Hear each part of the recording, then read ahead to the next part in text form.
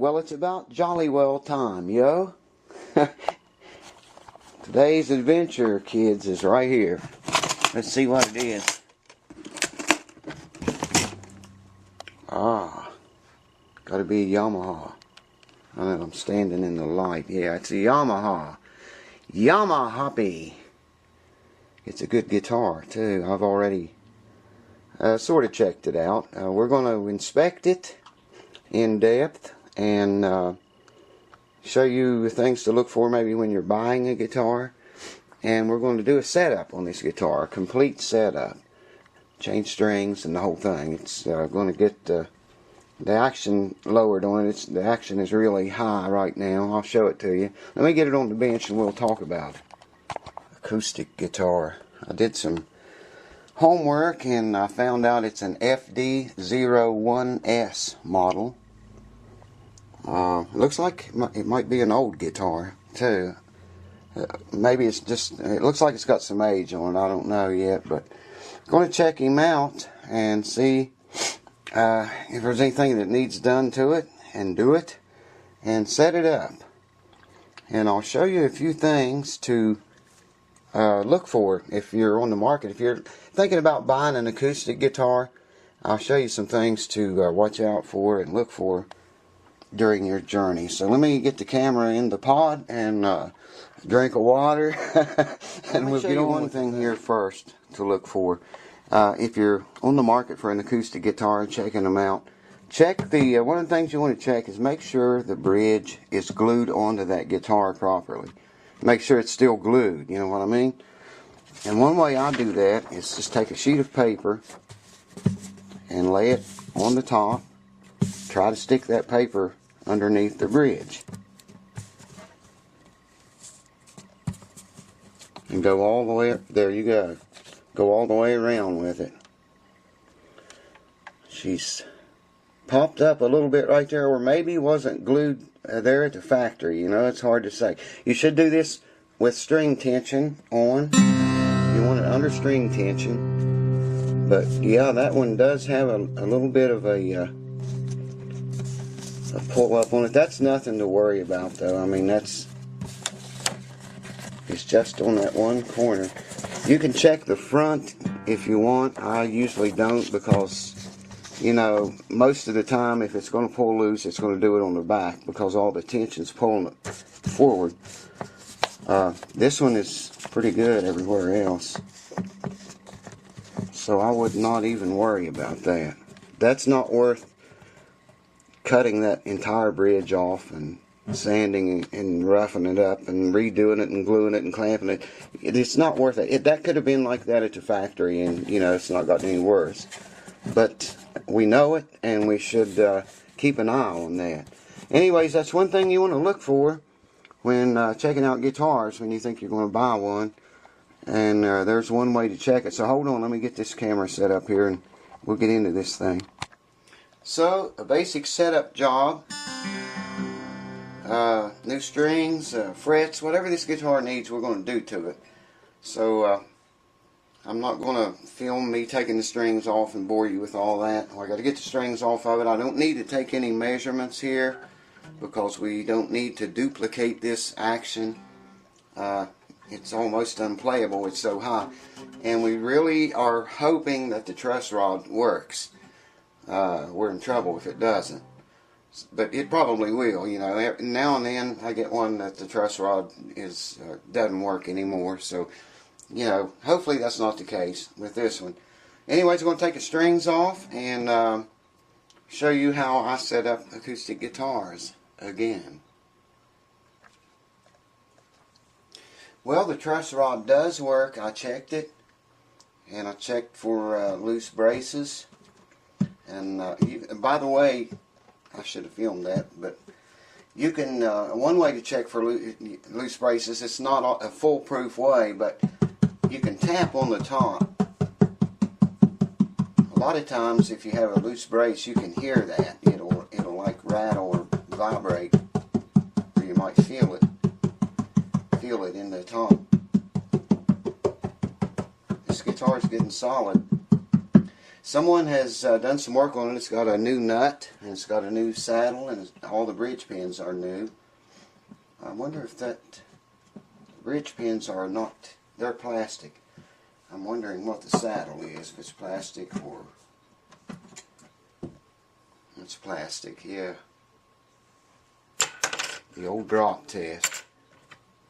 It is plastic though. Oh wow, there's there's shims in there. I don't know why they would shim it up as high as the action was on it. 2 shims. No clue why they would do that with that action that high. Shim City. Maybe the action was too low at one time. I don't know. The frets look good. The frets are barely worn at all, man. Only one of them. The rest of them look fine. Well, they all look fine. The one that's got the wear on it is very little bit. So we don't need to do anything to the frets. We are going to have to take off of this saddle though. Quite a lot, I think. The bridge pins are plastic. I've already checked those. Another thing you might want to look at, if you're looking at an instrument by the way, is the binding around the body. You know, look for any cracks or places the glue has came loose. Look at the heel of the neck right here and make sure it's not cracked or any separation, or even if there's a crack in the finish, then something has moved. You know, look up through here. Just, you know, make sure you don't see any cracks or glue joints come loose. Check the back of it out. Make sure, you know, the binding around the back also, as well as the top. Look along feel along the fretboard for any sharp frets sticking out. Check the keys. Make sure they all work and they're tight. I've got to do that yet. There's bushings in there wear out sometimes and cause some problems. So, you know, if you got the strings off of it, you can check those by just feeling how much plays in the peg. So, what to do? First thing I want to do is get a straight edge and lay it on here and make sure this bridge is make sure it lines up with, it's flat with the board. Man, I don't have a straight edge. Hold on. So with a straight edge, what you want to do is make sure the neck is absolutely straight, flat, level. And it is. Slide that straight edge right back to the bridge, and you should be level with it, with the bridge itself. I would recommend checking both sides of the neck, you know, and the center. It's kind of hard for me to do with one hand, but anyways, you want that to be, you know, if that hits that bridge and doesn't slide, it won't slide up on top of it, you're probably due for a neck reset or a bridge shave, which I will not get into. Anyways, you know, if you're buying an acoustic guitar, that's something, if you can tear it down. You can do this with the strings on it too. That might be one thing you want to check. This guitar is in good shape. Let me get my hands free here. So we've checked the braces, checked the bridge, make sure it's glued on properly, check the binding, the glue joints, inside, outside. We have to put strings on it now. That's a good tight fit. We got to put strings on it. It's going to get Darko. You can see them. 0.012 to 0.054. The only other thing I have is 0.013 to 0.056, and I think that might be maybe just a little bit too heavy for this guitar. So these will be fine on this. So here again, I'm not going to bore you to death putting strings on. Unless you want to learn how to put on strings, let me know and I'll do a video on that. So hold on, let me get these strings on. I'll come back and show you what we got to do to get the action right. By the way, I've got the first string in here at the bridge. I've been asked this a few times, so I'll just explain. I'm putting the first string on, okay? I pull that string up to the second string peg and bend it. And then stick it in the first string up to the bend. And that gives you a very nice amount of winding that won't slip, and it's it's easy to change. Makes life a lot easier. I learned that off of Dave. Thanks, Dave. Well, we're screwed. Not good news. I got strings on it. They're all loose now, but I put a little bit of a backward bow, well, quite a bit of one, in the neck. Put the strings on, tuned it up to pitch, and looked at it, and it had a really bad forward bow in it. The truss rod, I don't know, it seems to be working, but it seems to be weak. I don't know what's up with that. Anyways, where we are now, I've got it pretty tight. I've got a backward bow in it, which comes out and turns into a forward bow when you tune it up. So I don't want to go too much at a time with that neck, too fast, you know what I mean? So I'm going to leave this until tomorrow and come back. Leave the strings loose, leave the truss rod tight, and keep that backward bow this way, pressure on that neck. So, let it get used to that position, and then come back maybe tomorrow and tighten it a little bit more. Like I say, you can really screw up tightening those up too tight. Don't want to do that. So I'm going to let the neck settle overnight and tomorrow, and maybe tomorrow night, and maybe even longer than that. I might leave it 2 days. I'm going to have to go slow with this neck. But I don't know. The truss rod, it's weird because it works. It just seems like it's really weak for some reason. I don't know what's up with that. Maybe it is weak, but it's working. So that's where we stand now. So I guess come back in 24 hours or so and see if the thing will take any more. Put a little bit more backward bow in the neck. Gotta go slow, folks. Cheers. Finally, some success. Oh man, it's been 48 hours. I left it for 2 days and went about another quarter of a turn on it. Man, that truss rod is tight, baby. But it's working. It seems to be working okay. So, it's just really, really, really tight. I'm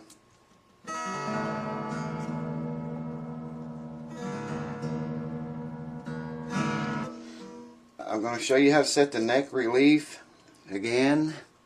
You're going to put a capo on the first fret. I'm going to make sure we have the right relief in it now that we got it. It was bowed backwards big time with the tension off of the string. So you want to put a capo on the first fret. Note the 15th fret. And I have a feeler's gauge here. I like to see about 10 thousandths of relief in that neck.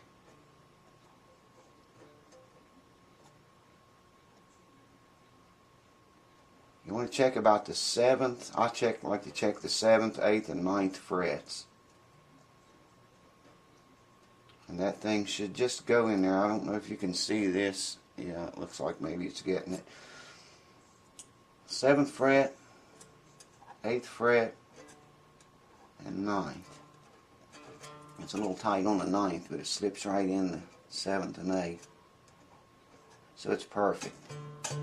And that was just by coincidence because, like I say, it had a hellacious backward bow in it with the tension off the strings. That happens a lot.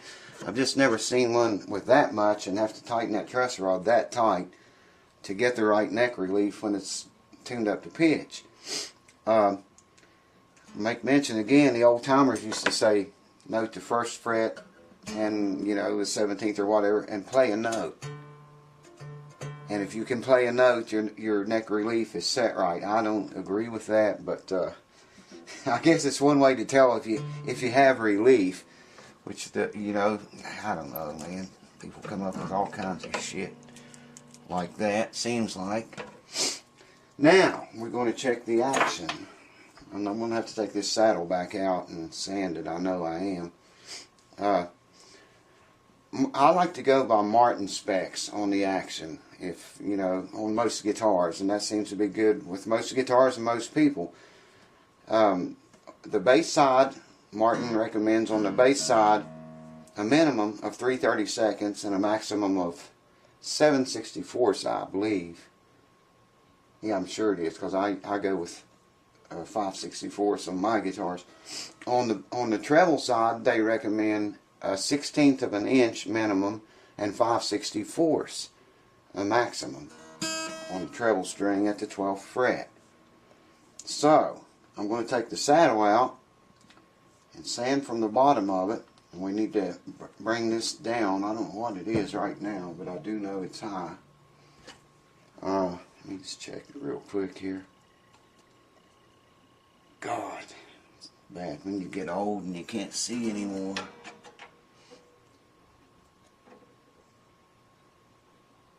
It's setting right now at 9/64 on the bass side and 7/64 on the treble side, and that's way high. We'd like to see 5/64 or 6/64 in that area. Even 7/64 would be you know, within Martin specs. So there's a difference of 3/64 in where the action is now and where we want it to be at 6/64. So 3/64 is the difference. That's 0.0469 thousandths of an inch. So let's round it up to 0.0470. We need to take twice that amount back here from the saddle, which is 94 thousandths of an inch is what we need to take off of this saddle. I don't know all these numbers in my head. I have a little chart here on my measuring tool that I'm looking at, conversion chart. So 94 thousandths is what we need to take. We need to mark that and take 94 thousandths off the bottom of that saddle to get this action down to 6/64. So I'm going to loosen the strings, pull the saddle out, and sand it. So hang on. 94 thousandths, that's quite a lot we got to take off of this saddle. I'll show you how I did that. I set my micrometer for 94 thousandths, which is you see it sticking out. That's 94 thousandths sticking out there. And yeah, let me get turned around. Okay. The top line on that saddle is where I drawed it. That's how far it sets down in the slot, on the bridge slot. The bottom line you see on both sides of the bottom of the saddle is 94 thousandths of an inch from the bottom. I have to sand off up to that bottom line, those bottom two lines. That will put your action at 6/64 on the bass side. So that's what we're shooting for. I just wanted to show you that because without it, you know, you need to measure it, and this is the quickest way that I can think of right now to do it. So anyways, sanding comes in next. I'm going to take off of the bottom of it right here up to those first two lines. That's quite a lot, but that's what the numbers say. Hold on.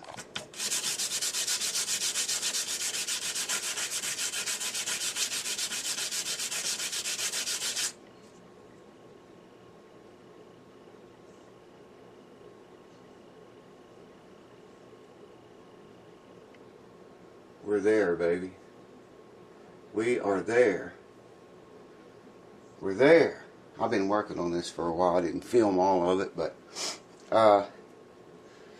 this is one way to do that. Just sand it down to your mark.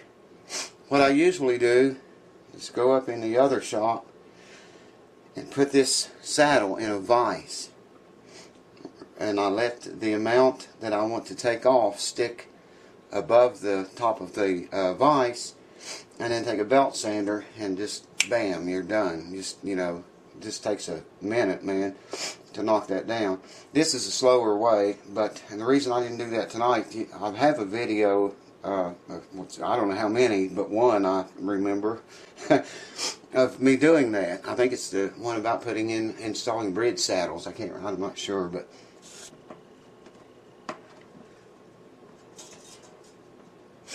so let's see what we got. Tune him up. So the saddle's in. It's tuned up to pitch. Now I haven't even looked at the action yet.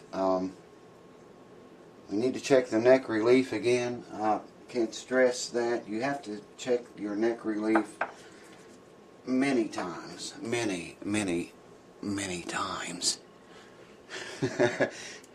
Because it changes all the time, you know. Me listening to strings and tightening back up, you know, just want to assure that it went back to where it was before. So, this is 10 thousandths, as I said before. Should go under the 7th, 8th, and 9th fret area without shoving that string up. If you can get on any one of those without shoving the string up, then you're good to go. We're good here. That's what we like to see. So that's 10 thousandths neck relief set. It stayed the same. And we want to check the string height, the action at the 12th fret in playing position, not lying down on its back. We want it to count when it counts. You know what I mean? 4, 5, 6 64s for 3/30 seconds. That's exactly what we wanted. And 4 64s. 6 64s and 4 64s.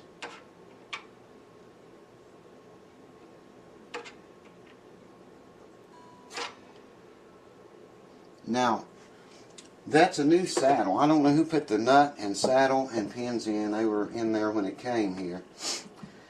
And I don't know if they put a saddle in to match the arch of that fingerboard. It's got, I didn't check it, maybe I should, just to see what it is and see if they match up. In fact, I will do that. Hold on, let me get the tools.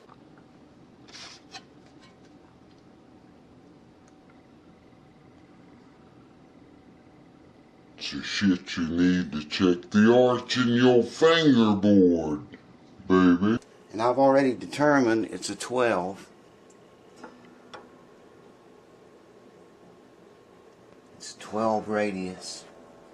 This you can check with the strings on, by the way. And I've got a million of the things. And these you check underneath the strings. Well, that looks good. This is also a 12.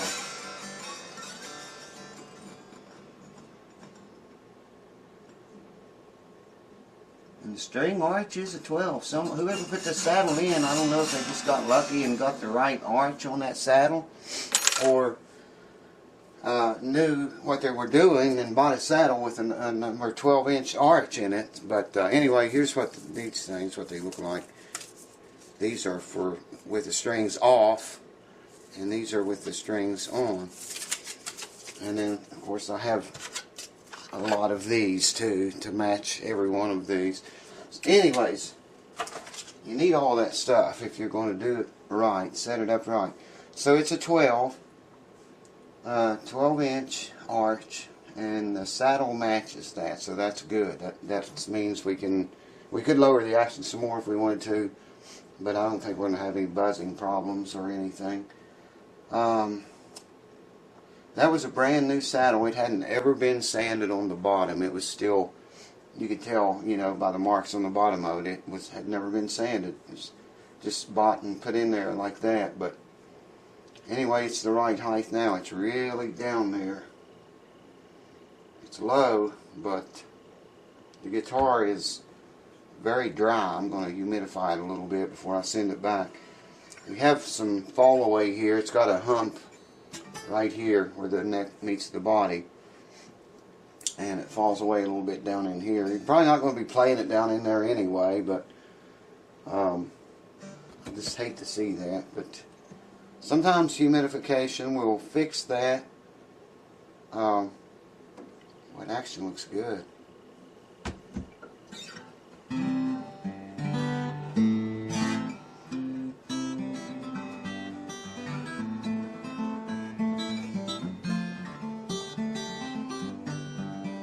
Already stretched it out of tune.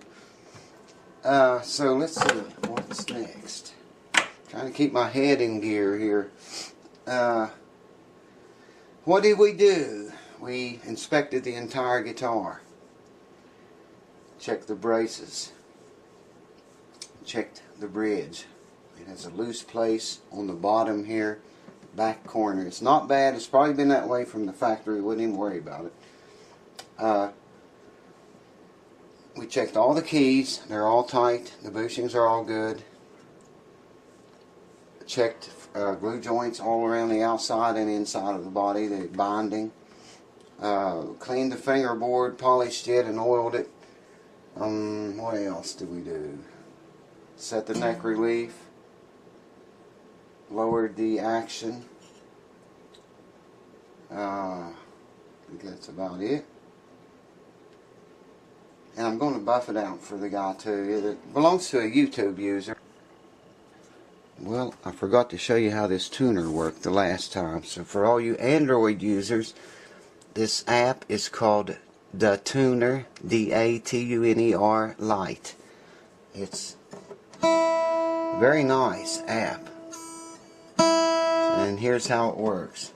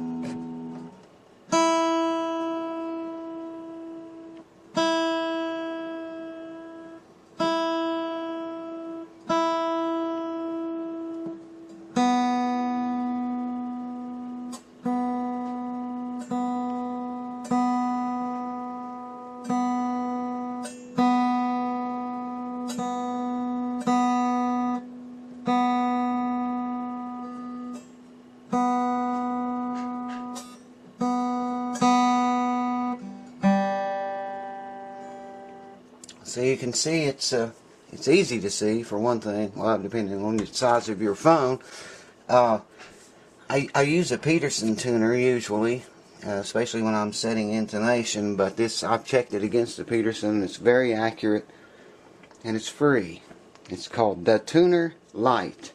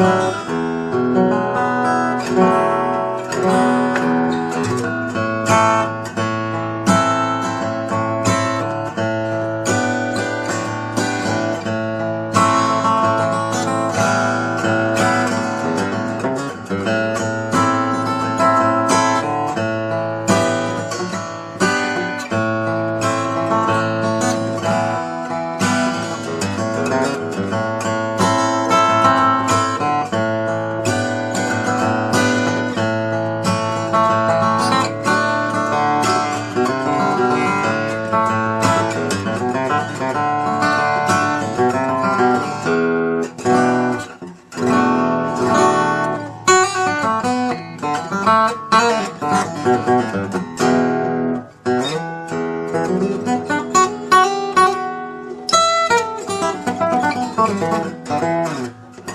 know, Yamaha makes a pretty damn good guitar.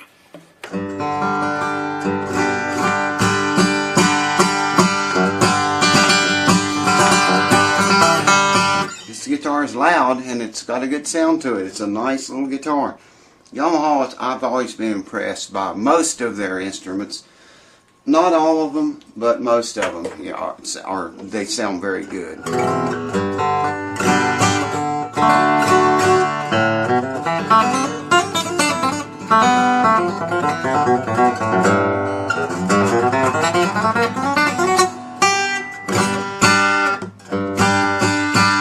Should have warmed up again.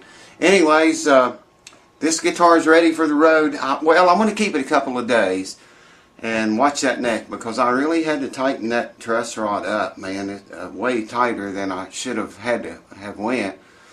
And like I say, I'd get a huge backward bow in the neck, and when I put string tension on it, bring it up to pitch, it had a forward bow in it, and the truss rod was tight. So we let it set a couple of days, tightened up with the string tension off, to get that neck used to being in that backward position so much, and then tighten it a little bit more, put string tension back on it, and luckily the neck relief was perfect. It was 10 thousandths. Man, that was so cool that worked out that way, because I didn't really want to screw with that anymore. You know, it shouldn't be that tight. The truss rod in this guitar works, like I say, but it seems to be very weak for some reason. But it's holding up. I want to keep it a couple of days and watch the neck and just watch the action, measure the relief again, measure the action, make sure, you know, nothing moves. I wouldn't recommend putting any heavier strings on this instrument. It's kind of a lightweight guitar, and you know, I wouldn't do it. It probably would hold them for a while anyway, but I wouldn't recommend doing that. But anyways, got it polished up. I've already got fingerprints all over it now, but I don't know if you can see that or not. Man, it really cleaned up nice. Buffed out really well. Anyways, there's that side of it. Yamaha P. Good guitar, man. So thank you guys for watching. Thanks to my new subscribers and my old ones. Man, you guys are rocking the boat, baby. I'm telling you. Lots of stuff to come on this channel, so hang around, don't leave. There's going to be a lot of good guitar lessons coming up. The next video will be a guitar lesson on flat picking. So it might not be on flat picking, so say hang around. I play fingerstyle too, so might even get into some of that. I don't know. But thank you guys for watching, and gals, every single one of you. I appreciate your support. Like I say, guitar lesson will be the next video. More guitar repair or instrument repairs to come. I've got several instruments piling up on me right now. I've been working on them. I just haven't been filming them. Been kind of sick with a cold and congestion, dealing with all that crap. Still am. But anyways, hang around. There's going to be more guitar lessons coming up and more repair lessons on not necessarily guitars. My friend Cue Ball, she's not here with me right now. She's went to bed, I think. But anyways, hang around. Lots of laughter to come, lots of fun, and just all kind of crazy shit, baby. All kinds of crazy shit. So until then, I'm going to say cheers to you. Take care of yourselves, and I'll see you next time. Cheers.